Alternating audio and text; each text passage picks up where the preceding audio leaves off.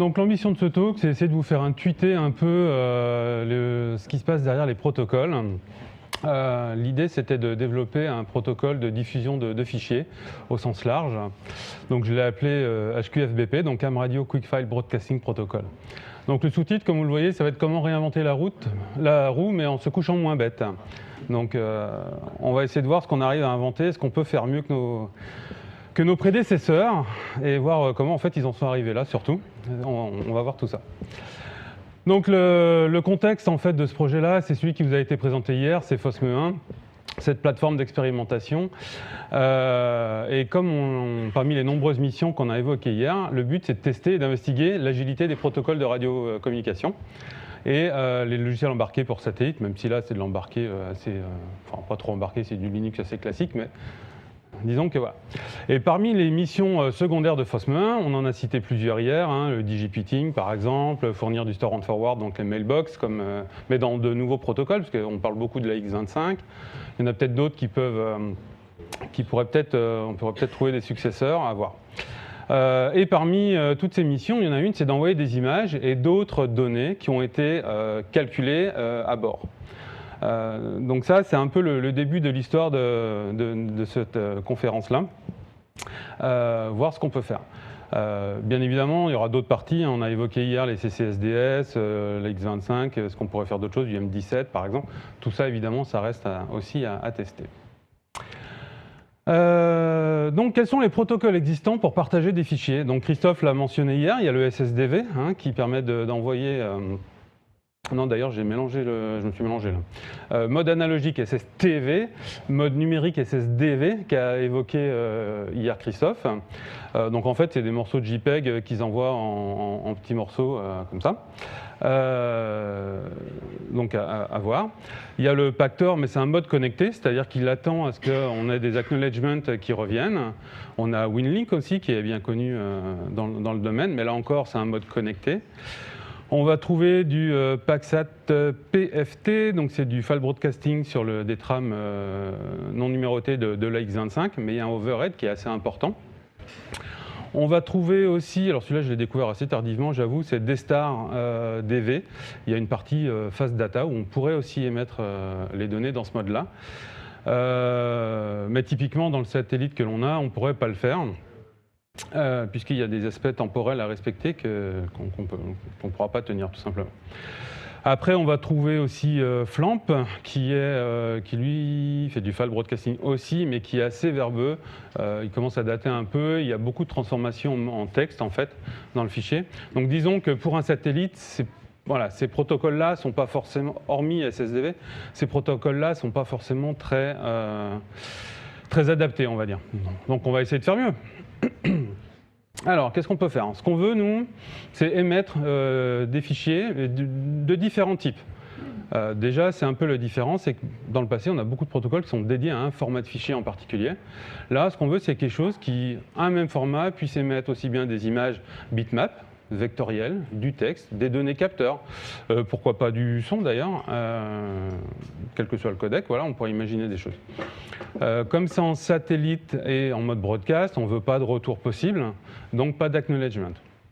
Enfin, notre canal est bruité évidemment, et quand on a construit FOSME 1, on a calculé toute la chaîne du budget radio et on l'a dimensionné pour un bit error rate de 10-3. Donc ça, c'est un peu le contexte de ce qu'on cherche à faire. Que peut-on faire à partir de ça? Voilà, moi je me dis, allez, je suis ambitieux, je veux faire un nouveau protocole, donc je veux quoi? Je veux une en-tête où il y a un certain nombre de champs prédéfinis, bien évidemment, mais on veut que ça soit extensible. Un peu comme en HTTP, pour ce que vous utilisez tous les jours pour aller sur le web. Il y a un certain nombre d'entêtes prédéfinies, mais après on peut les étendre. Si on veut rajouter de la signature, si on veut rajouter de l'authentification, enfin voilà, c'est extensible. Allez, on va essayer de faire quelque chose comme ça. Évidemment, on veut un encodage binaire, on ne veut pas des choses au format texte, etc. C'est verbeux, donc non, là on veut encoder quelque chose de plus fin. Je l'ai déjà dit, on veut de la diffusion asynchrone. Et enfin, finalement, en fonction des données et des conditions radio, il faut peut-être avoir une pile d'encodage flexible. D'accord, donc peut-être qu'en fait ce que je veux, c'est pas, je peux pas vous dire aujourd'hui, ça sera du LDPC, Reed-Solomon, machin, etc. Mais quelque chose qui soit un peu adapté. Donc voilà un peu les prémices de l'exploration ici. Bon, bah, c'est parti, hein, on creuse. Donc les en-têtes, pas de problème, on va prendre le principe de HTTP. Ah tiens, dans le monde de l'IoT, il y a un truc qui s'appelle CBOR. Qui en fait permet d'encoder justement, vous imaginez un peu des tableaux d'informations, hein, donc tel champ, telle valeur, eh ben, ils ont un mode d'encodage en binaire qui permet de réduire cette partie-là. Ok, bon, bah, c'est standardisé, on va le reprendre. Ensuite, on a quoi? On a dit flexibilité, bah, tiens, c'est marrant, en HTTP, on peut déjà faire ça en fait, il y a un champ HTTP encoding, ce qui permet de dire, bah voilà, je fais du gzip, après je rajoute d'autres choses, ou je fais du brotli pour faire encore une fois de la compression de données. On peut aussi rajouter des CRC, du SHA 256, enfin tout un tas de choses dans ce genre-là. Parfait. Bon, asynchronise total, pas de handshake, juste de la diffusion, tout ça, ça va bien. Robuste, on a dit. Ah, il faut que ça soit robuste. Support de tronçonnage des gros fichiers et reconstruction des en-têtes. Comment on peut envoyer, parce qu'une image ça va être 50 kg, grosso modo 50 kilooctets, donc comment on va le tronçonner en petits messages, en petites trames pour l'envoyer. Donc voilà un peu le prémisse de tout ça. Évidemment c'est sur un GitHub, tout est disponible. Alors voyons voir un peu ce que ça donne. Donc je disais les en-têtes, bon, on va faire quelque chose de simple, hein. Un message, bah, c'est un identifiant, donc un numéro qu'on va incrémenter. Il nous faut quoi? On est radio-amateur, on est obligé de diffuser notre call sign, donc on va rajouter l'indicatif. On va dire le contenu du fichier, donc le type MIME, autrement dit. Hein, on va récupérer les choses de l'IT qui existent. On a dit que c'était flexible, donc là par exemple, non vous ne voyez pas la souris ici, on veut le content type, donc là je dis juste, bah, mon fichier c'est un fichier texte en fait, encodé en UTF-8. Voilà, et puis mon fichier il fait 8 octets. Bah oui, c'est un texte assez court. Et si on suit la méthode précédente avec CBOR, bah, ça donne ces bytes-là. Donc vous voyez que ça c'est verbeux, c'est ce qui est compréhensible par l'humain. Là, c'est la version encodée de la chose en suivant ce format CBOR standard. Bon, ça semble pas mal. Allez, on continue. Sauf que maintenant, comment on fabrique un protocole? En fait, on retrouve souvent des briques de base. Là, je ne les ai pas toutes mises, mais on va retrouver tout ce qui est compression. Donc là, par exemple, j'ai dit, tiens, le gzip, ça fait partie des briques de base. CRC16, CRC32, c'est aussi des briques de base qu'on retrouve dans tout un tas de protocoles. On va retrouver le Reed-Solomon, bien évidemment. J'aurais pu mentionner le LDPC aussi. Donc comme l'a dit Alan hier, hein, c'est du classique, mais finalement, quand on le redécouvre, c'est peut-être pas si évident que ça, et on n'en est peut-être pas forcément tous conscients. Après, dans les briques de base, il y a tout un autre type d'algorithme qui s'appelle les codes fontaines. Donc les codes fontaines, c'est on va envoyer des messages, des informations de base, et puis on va en rajouter plein, ce qui fait que même si vous en perdez un certain nombre, vous allez pouvoir reconstruire le truc d'origine. Et pourquoi fontaine? Parce qu'en fait, je peux toujours en renvoyer encore. Et si vous en avez un certain sous-ensemble, vous arriverez à reconstruire la chose. Ce qui est assez différent des messages un peu classiques en AX25, par exemple. Ça ne se fait pas trop. Si vous avez perdu le message, vous l'avez perdu, quoi. Et encore qu'après, ça se dépend comment on va se placer dans la pile des protocoles. On va retrouver la convolution, évidemment, avec deux coefficients K et R. Donc généralement, c'est 1/2, comme l'a évoqué Alan hier. Ça peut être d'autres ratios, 2 tiers, etc. Donc ça fait partie des blocs de base. Après, souvent, on rajoute aussi un scrambler. Donc ça va permettre de randomiser en fait, un peu les bits envoyés. Ce qui fait que c'est un peu plus... ça apparaît un peu plus comme du bruit, mais en fait, du coup, c'est moins sensible au bruit aussi. Donc ça fait partie des briques de base. On va retrouver aussi tout simplement le tronçonnage. Si j'envoie 54 kg, je ne vais pas faire une trame de 50 kg. Hein, donc on va le sélectionner. Après, je me dis, il y a le truc le plus bête possible au monde, c'est mes trames, si je les répète, elles vont bien finir par passer, quoi. Peut-être. On va voir. Donc si on part sur ce principe-là, il y a quelques approximations près, mais c'est surtout pour vous donner l'idée. Si on regarde la PRS que tout le monde connaît, la PRS, donc c'est l'encodage des en-têtes APRS, qui sont elles-mêmes encodées sur de la X25 UI. Elles-mêmes, et là je parle juste de l'en-tête à X25, hein, parce que le X25, en fait, après il y a un CRC16, il y a du bit stuffing pour enlever, en fait, pour ne pas se mélanger les pinceaux avec le marqueur de début et le marqueur de fin et le marqueur de début. Et en plus, il y a du non-return to zero au niveau des bits. D'accord ? Donc autrement dit, quand j'envoie une trame en AX25, en fait, je pars de gauche à droite, je commence à encoder mon message en APRS, lui-même je l'empaquette dans les entêtes AX25, je calcule un CRC16 sur tout ça, etc. etc. D'accord ? C'est ça le principe. Et c'est vrai sur pas mal de protocoles. Donc si maintenant on prend G3 RUH, le paquet 9600, grosso modo c'est de la X25 sur du Scrambler, sur du NRZI, et puis derrière sur du FSK. J'aurais pu rajouter cette partie-là, mais j'y reviendrai plus tard. Si on prend le FT8, si on essaie de le décomposer, encore une fois, hein, c'est approximatif parce qu'il y a peut-être encore quelques étapes intermédiaires, mais c'est des entêtes FT8, un LDPC 17487 suivi d'un CRC 14, etc., etc. Si on prend le CubeSat GOM, c'est de la X25 sur un code Golet avec un marqueur de début qui est celui-là, suivi d'un scrambler à la CCSDS. Donc là, c'est un autre calcul du scrambler. Il y en a plusieurs de disponibles. IL2P, c'est encore autrement, c'est de l'X25, IL2P, du Reed-Solomon, avec un marqueur en fait, qui dépend du Reed-Solomon qu'on utilise.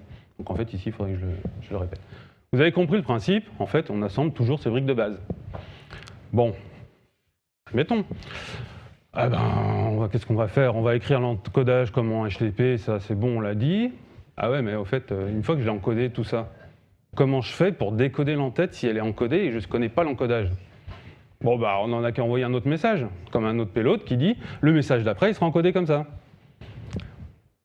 Ouais, ok. Bon, ou sinon, je vous le dis tout simplement sur notre site web, ça marche aussi. Mais comme on veut un peu de flexibilité, évidemment, on va faire l'encodage, on va l'annoncer en cours de route.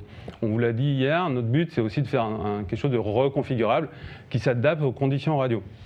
Donc, on va essayer de faire quelque chose où on va annoncer l'encodage dans certaines trames et après elles seront décodées. Alors du coup, les trames d'encodage, elles, on va dire une fois pour toutes comment elles seront encodées. Et les autres, on va pouvoir le faire. Donc notre protocole, il s'appelle H comme ham radio. Donc là, le H, en fait, c'est l'entête, c'est aussi le H de header. Donc typiquement, je pourrais prendre des choses un peu brutes. Je dis, je découpe en tronçons de 198. Je rajoute mes entêtes qui contiennent aussi les numéros d'identifiant des trames, 1, 2, 3, 4, etc. Et je mets un CRC16 et je les répète 2 fois. Avec un peu de chance, ça va passer. Et donc ça, si je fais le calcul sur un message de 445 octets, lorem ipsum, machin, ça me fait 6 trames à envoyer, 4 de taille 249 et 2 de taille 100. Oui, en fait, c'est 3... Enfin, c'est 249, 249, 100, ça 2 fois, quoi. D'accord? Avec un peu de chance, on va les recevoir. Ou alors, je pourrais me dire, je vais faire un gzip, je vais mettre mon entête, je les coupe en tronçons de 233, ce qui fait que je peux appliquer mon Reed-Solomon 255, 233. Donc le Reed-Solomon, vous voyez, ici, on ajoute 22 bytes. Donc tout ça, ça me fait envoyer en fait deux trames seulement, qui ont 255 de taille, forcément. Ou alors je me dis, si je fais un mélange d'AX25, là, je le compresse, je le coupe en bout de 255, j'encode tout ça dans de l'AX25, je fais mon CRC, blablabla. Du coup, ça me ferait une trame de 329 et une trame de 101 en taille. Je pense que maintenant, vous avez compris un peu le principe de comment on agence ces trucs-là. Encore une fois, le but, c'est pas dans le détail, mais de vous faire intuiter certaines choses. Bon, bah parfait, il n'y a plus qu'à. Bon, on va peut-être pas le faire tout de suite en radio. Ce qu'on va peut-être faire, c'est de la simulation. Donc, ce qu'on veut, c'est faire le moins de pertes de fichiers possible et le nombre de bits transmis le plus bas possible. Hein, on va optimiser le lien radio. Donc, comment je peux faire ça sans utiliser la radio? Bah, tout simplement, on va faire de la simulation le plus basique possible, du Monte Carlo. Donc, en fait, je fais plein de tirages aléatoires. À chaque fois, je me dis, tiens, il y a une chance sur 1000 que le bit soit inversé. Je fais ma chaîne d'encodage, de décodage, puis je regarde ce qui retombe. Alors évidemment, pour avoir une intuition, il faut faire de grands nombres de transmissions de fichiers. Là, en l'occurrence, j'ai commencé par 1000 transmissions de fichiers et je suis même allé jusqu'à 10 000 simulations de transmission de fichiers juste sur un encodage pour voir ce que ça donne. Un peu brut, mais ça donne une bonne idée quoi, de la chose. Puis après, je me suis dit, allez, tout ça, je vais trouver forcément sur un graphe, je vais dessiner des choses. Il y en aura certains qui vont former une espèce de frontière, ce qu'on appelle la frontière de Pareto. Donc si j'en prends un sur cette ligne-là, ça sera forcément quelque chose d'optimal. Et puis, ça c'est l'ambition, on va voir ce que ça donne après. Après, je me suis dit même, tiens, puis s'il faut après affiner un peu les paramètres, il y a des méthodes bayésiennes, par exemple, qui vont nous permettre d'affiner ça de manière un peu moins brute pour trouver le meilleur encodage. Donc ça, c'était l'ambition. Là, on a vu les briques de base. Et puis, je me dis, bon, enfin, moi, je n'y connais pas grand-chose en protocole. Peut-être que si je fais que les trucs classiques, je ne vais pas tomber sur quelque chose de nouveau. Donc, on va faire un truc qui génère aléatoirement des encodages. Ça prend au hasard toutes les briques que je vous ai dit avant. Avec beaucoup de jus d'ordinateur, peut-être que ça va donner quelque chose. Bon, c'est pas le cas, je vous rassure tout de suite. Ils n'étaient pas bêtes, nos anciens. Donc, première simulation. Je vais tester les encodages là sur la droite. Donc, vous voyez, le premier, c'est un truc classique. Hein, je tronçonne en 196 bytes, je me rajoute mon en-tête, je calcule un CRC32. L'autre, pareil, avec un CRC16. Là, je suis un peu, je répète les trames, comme ça, peut-être qu'on va trouver quelque chose. Il y en a un, je mets un scrambler qui ne change rien en fait à la transmission, hein, ça fait juste inverser, rajouter du random. Mais après, je rajoute du Reed-Solomon. Là, j'utilise du RaptorQ, donc c'est un code Fontaine. Il y en a un où j'envoie 10% de trames en plus, l'autre 20% de trames en plus. Il y en a un où je fais ici, vous voyez, du RaptorQ, mais en plus, je répète les trames. Enfin, vous voyez, j'essaye des trucs un peu au pif, quoi, pour résumer la situation. Et là, je fais un truc où je fais plein de fichiers, j'envoie plein de fichiers de taille entre 0 et 1 kilooctet. Et puis, regardons combien de fichiers j'arrive à décoder de l'autre côté. Alors, on voit, par exemple, là, le rouge, vous voyez, en bas, là, c'est du RaptorQ, où j'ai mis le RaptorQ, l'entête et le CRC à l'extérieur de l'entête. Et vous voyez que c'est pas très bon, quoi. Je perds quasiment tout, en fait. Okay.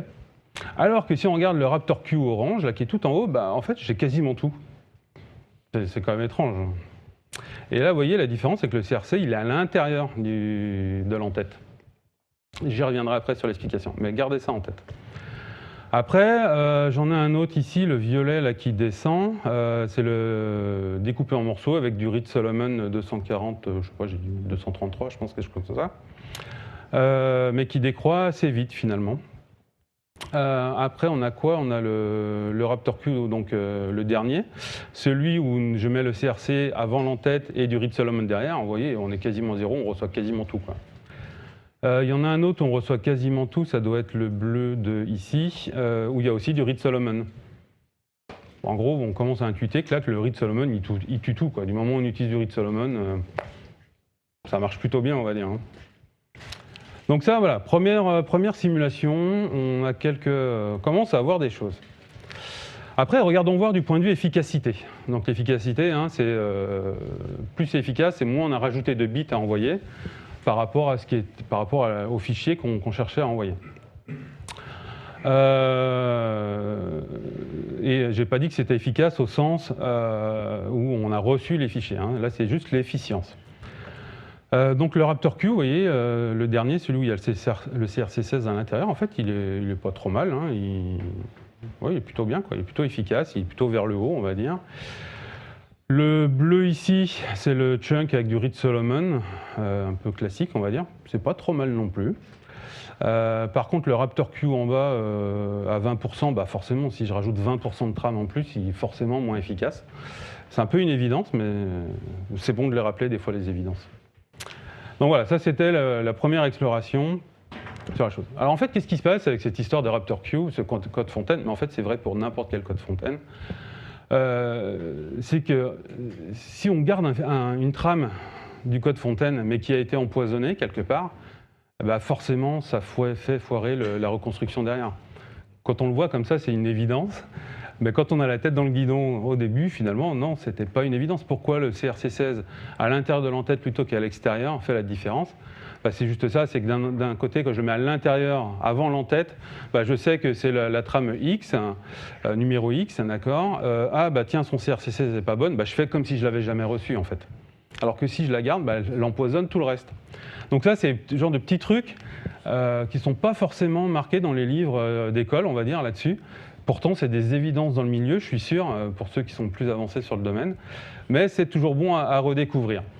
Bon, déjà, moi, je me suis couché moins bête le jour où j'ai trouvé ça. Donc déjà, l'objectif était atteint. Maintenant, j'espère que vous le découvrez aussi sur ces aspects-là. Allez, on continue un petit peu notre expérience. Regardons voir un peu ce qui se passe sur les petits fichiers. Donc là, vous voyez, moins de 256 caractères. Autrement dit, c'est un message texte, quoi, enfin un message un peu court. Et regardons voir l'efficience.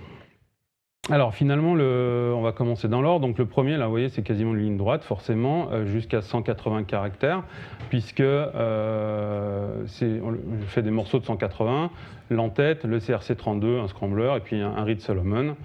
Évidemment, quand on arrive à 180, il faut envoyer 2 trames, donc il redescend en efficience, et on remonte. D'accord ? Donc ça va nous faire une dent de scie. Jusque-là, pas mal. Si on regarde le code Golet, qui lui aussi rajoute un certain nombre de trames, on retrouve un peu ces mêmes dents de scie, mais puisque le code Golet, en fait, il envoie, du coup j'ai un doute, je crois que c'est 2 fois plus de bits. C'est pour ça que je l'ai mis à 80 ici. On retrouve ça, il est plutôt sur le haut aussi, donc c'est plutôt intéressant, mais on verra après ce qui se passe. On voit que le Raptor Q, forcément, comme là je l'ai réglé en plus à 20%, bon 10% je ne suis pas sûr que ça aurait changé grand chose, mais on voit qu'il est forcément plus bas, on renvoie forcément beaucoup plus de données. Si on regarde au niveau de la perte des paquets, là aussi c'est intéressant. Alors là, vous voyez, j'avais déjà fait une présélection, puisque maintenant on est dans l'ordre de nombre de fichiers perdus entre 0 et 2%. D'accord, donc déjà, c'est plutôt des protocoles un peu efficaces, on va dire. Ou en tout cas, des bouts de piles protocolaires un peu efficaces. Alors, on voit que tout ce qui contient du Reed-Solomon, c'est toujours au taquet. C'est un peu le résultat. Si vous faites quelque chose, prenez du Reed-Solomon.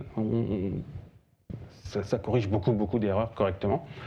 De manière un peu plus surprenante, le Golet, en tout cas pour moi quand j'ai découvert ça, finalement il perd assez vite au niveau efficacité du nombre de paquets reçus correctement, ou de fichiers correctement reçus. Là il se dégrade un peu plus vite, beaucoup plus vite que le Reed-Solomon. Enfin le Raptor Q. Le Raptor Q, donc là j'ai fait quoi? J'ai fait 2 CRC différents, des tailles de paquets différents, 20% à chaque fois en plus de retransmis, un avec du Reed-Solomon, l'autre avec du Golet. On voit que celui avec le Reed-Solomon il est toujours un peu meilleur, celui avec le... non, j'ai des bêtises, il est où? Le vert il est là, et le violet c'est celui qui est là-haut, ouais, il est un peu meilleur à ce niveau-là. Mais vous voyez, à chaque fois, je mélange un peu trop les paramètres. Donc pas forcément très constant à ce moment-là. Mais bon, là, on est dans la phase exploratoire, on continue. C'est intéressant. Bon, ça, c'était pour les petits fichiers. Regardons maintenant ce qui se passe pour les plus gros fichiers. Moi, un de mes buts, c'est aussi d'envoyer des images. On a dit que notre caméra, là, on obtenait du JPEG. Grosso modo, j'ai regardé, ça faisait 50 kilooctets si je veux la renvoyer telle quelle. Donc, faisons les expérimentations. Donc là, on voit que le Golet, très vite, il diminue, à tel point que, en termes d'efficacité, j'entends, le Reed-Solomon classique, forcément, il est plutôt pas mal. Le Raptor Q aussi. Globalement, on n'est pas si mal que ça en termes d'efficience. Si maintenant, je regarde au niveau des fichiers perdus, là, c'est une autre histoire. Le Golet, très vite, il part à la ramasse. Dès que je perds, il corrige moins d'erreurs, comme on l'a vu sur les petits. Donc forcément, quand on passe en termes de fichiers, c'est inexploitable. Donc typiquement, couper en morceaux de 80 avec notre en-tête, le scrambler, le Golet, c'est pas une solution pour ce qu'on veut faire. Si on regarde les autres, ils sont tous un peu là-haut, à quelques pourcentages, donc c'est plutôt pas mal. Bon, je vous passe les détails. À la fin, une des contraintes qu'on avait hier, on ne l'a pas dit hier, mais qu'on a sur la carte Spino, avec le firmware tel qu'on l'a envoyé, c'est que le nombre d'octets qu'on peut envoyer, c'est 240 maximum. Donc là, ce que j'ai fait, j'ai juste ajusté les paramètres pour faire en sorte qu'on reste dans cette tranche-là. Donc j'ai juste fait des chunks, etc. Et le Golet, et le Raptor Q, et de la convolution aussi que j'ai rajouté derrière pour que ça aille bien. Donc disons que par simulation, on arrive à ajuster quelque chose qui fonctionne plutôt bien à ce niveau-là. Et finalement, la solution, c'est un peu toujours la même. C'est on coupe, on fait du scrambler, on fait du Reed-Solomon et on fait une convolution derrière. finalement, il fallait retourner à l'école, quoi. C'est ce qu'on nous dit, mais là, au moins, je l'ai expérimenté, et j'espère vous avoir fait intuiter aussi un peu cette partie-là, parce que c'était loin d'être une évidence quand on s'imagine les choses à ce niveau-là. Au niveau efficacité, finalement, les RaptorQ, pour les gros fichiers, sont plus efficaces que le Reed-Solomon simplement. Donc là aussi, les codes fontaines pour des gros fichiers sont intéressants. C'est un peu le truc. Donc si je retiens ces combinaisons, on retrouve donc ce que je disais, le scrambler du Reed-Solomon, suivi d'une convolution comme ici, par exemple. C'est pas mal. Si on reprend le code fontaine pour les gros fichiers, 20% pour du BER à 10-3, c'est bien. Le CRC à l'intérieur de l'entête, hein, on l'envoie avant, etc. Et puis aussi, en faisant ça, on se rend compte du taux, parce que vous voyez, en fait, là maintenant, je disais 240 bytes, la trame hors tout, alors qu'ici, on se trouve avec en fait 68 octets finalement de charge utile au début, quoi, hein. Parce que là, on en rajoute 8, et là, on multiplie par 2, quoi. Donc forcément, voilà. Donc que des combinaisons connues, finalement, bah tant pis, hein, je ne serai pas connu pour un nouveau protocole, mais je suis moins bête. J'en profite pour faire un petit aparté, parce que finalement, ce côté reconfiguration, c'est quelque chose qui était connu depuis longtemps, en tout cas qui était imaginé depuis longtemps. Donc là, je remercie des discussions avec F6 ITU, Marc, sans quoi j'aurais jamais découvert Joseph Mitola, qui a théorisé un concept en 99, là, tout simplement, c'était la radio cognitive. L'idée, c'était de se dire, c'est la capacité à observer et comprendre son environnement radio et à ajuster dynamiquement ses paramètres de transmission en temps réel selon les observations effectuées. Donc là, on voit bien qu'avec ce genre de briques, on pourrait le faire très facilement. Mais pour ça, il faut quoi? Eh ben, il faut un canal d'annonce. Tout simplement. Donc si on annonce, au lieu d'avoir le FT8, le FT2, le FT4, le machin, si on avait, tous les autres qu'on connaît, si on avait cette capacité d'exprimer comment on encode tout ça et de le reconfigurer de manière dynamique, ce qui est finalement faisable, comme je viens de le montrer, il suffirait qu'on annonce, qu'on a un canal d'annonce pour dire, voilà, les prochains messages, je vais les émettre avec telle pile protocolaire. Du coup, ça demande à expliciter toute la décomposition. Et on aurait des radios qui comprennent et qui pourraient s'adapter aussi aux capacités de transmission, aux vrais liens radio, quoi. Donc ça, c'est quelque chose qui est assez intéressant. Il y a un N8 GNJ Steve Stroh qui a une newsletter, Zero Retries, que je vous conseille fortement, qui pousse beaucoup à ça, et je comprends mieux maintenant pourquoi il pousse, parce qu'effectivement, c'est un peu ce qui va nous amener à de la flexibilité. Aussi au niveau protocole. Voilà. Donc c'est quelque chose d'assez intéressant, on va dire, et qui à mon avis est sous-exploité. Le tout, c'est de se mettre d'accord sur ce qu'on veut faire. Et là aussi où je veux aller un peu plus loin, c'est que finalement, non seulement on peut dire la pile protocolaire, mais si vous regardez ici, je suis allé plus loin sur la PRS 1200, non seulement je la décompose, mais en plus, on annonce qu'on fait de l'AFSK, donc du FSK audio, sur de la FM et à telle fréquence. Donc ça veut dire qu'on pourrait avoir un canal commun, genre la PRS quand c'est des activités au sol ou d'autres choses, ou même, je sais pas moi, un fil RSS ou peu importe, vous voyez, où on annonce la fréquence qu'on va utiliser dans nos prochaines manips, et automatiquement notre station pourrait se reconfigurer pour s'adapter et décoder les trames. Donc ça, je pense que c'est quelque chose qui est un peu à pousser. Maintenant, je vous pose une question. On a beaucoup parlé de la X25, hein, c'est le grand classique depuis des années, mais il faut un peu définir un encodage pour les annonces. Qu'est-ce qu'on fait alors? On essaye de nouvelles choses, ou on garde un canal de hailing, donc d'annonce classique, ou est-ce qu'on repasse sur de la X25? Donc chez nous, ça sera sur 435-200, le lien descendant. J'enverrai un sondage. Non, je rigole. Mais vos retours sont les bienvenus. Venez me voir après. L'idée, c'est exactement ça, c'est de discuter, découvrir, continuer d'apprendre tous ensemble. Mais effectivement, on ne va pas pouvoir faire un encodage en clair, c'est pas très réaliste, donc il va falloir l'encoder.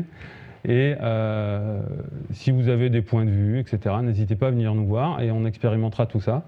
On espère un orbite d'un peu plus d'un an, enfin d'un an grosso modo on va dire. Donc on aura un an pour expérimenter toute cette partie-là. D'autant plus que non seulement on compte envoyer du texte évidemment, mais des images, du son, etc. Donc n'hésitez pas à venir nous rejoindre et parler de tout ça dans le futur. Merci pour votre attention et j'espère que vous avez appris 2-3 petits trucs.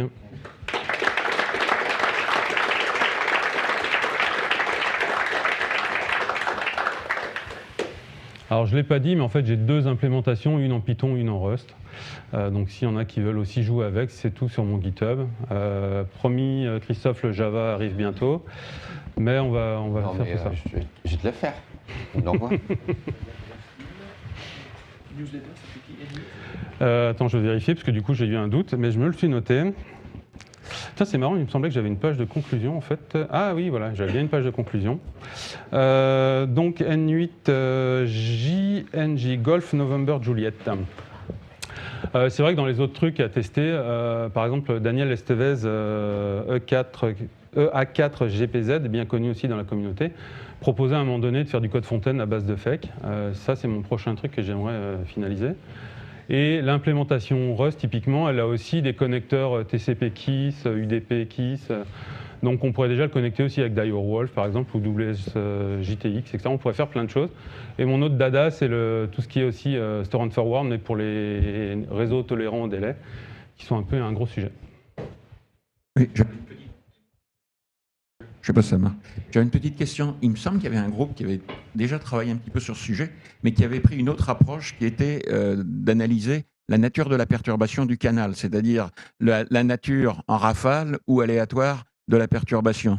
Là, si j'ai bien compris, dans ta simulation, tu travailles en perturbation aléatoire uniquement ou tu simules autre chose? Non, tout à fait. La perturbation est constante sur tout le canal, tout le temps.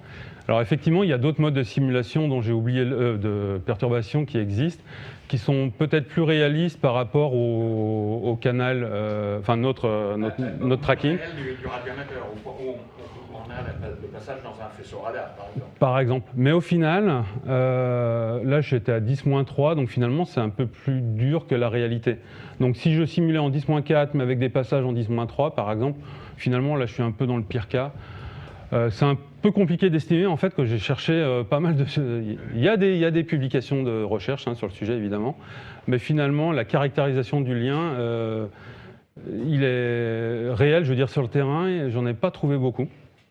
Donc je suis parti de ce que j'avais mis dans la déclaration IARU, j'ai taillé mon truc pour du 10-3, je vais partir là-dessus. Mais il y a un aspect qui serait intéressant si j'avais 1 ou 2 études. Donc, corréler la réalité, une réalité observée, ne serait-ce même que par des enregistrements amateurs, avec nos simulations, pourrait apporter réellement ce que tu débats par exemple sur l'utilisation des codes LDPC ou des choses comme ça. Exactement. Il vient de là, quoi. Il vient complètement de la nature de la perturbation. Tout à fait.